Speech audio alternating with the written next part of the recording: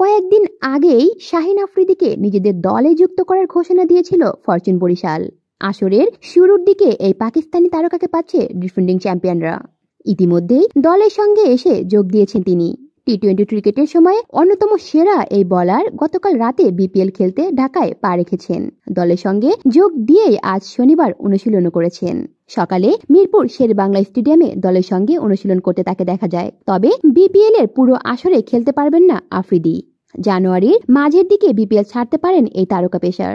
জাতীয় দলের খেলা থাকায় পুরো আসরে খেলছেন না তিনি। দলটির মালিক মিজানুর রহমান আগে জানিয়েছিলেন শুরুর দিকে 5 থেকে 7টি ম্যাচ খেলতে পারবেন আফ্রিদি।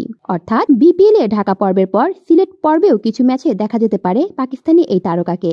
তারকা খচিত বরিশাল স্কোয়াডে শাহিন আফ্রিদি যুক্ত হওয়ায় নিশ্চিতভাবে শক্তি আরো বাড়বে বর্তমান চ্যাম্পিয়নদের জন্য। সরাসরি সাইনিং এবং ড্রাফট মিলে এবারও বেশ শক্তিশালী স্কোয়াড করেছে বরিশাল।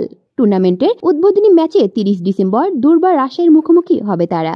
কুলি শিকদার, বাংলা নিউজ নেটওয়ার্ক।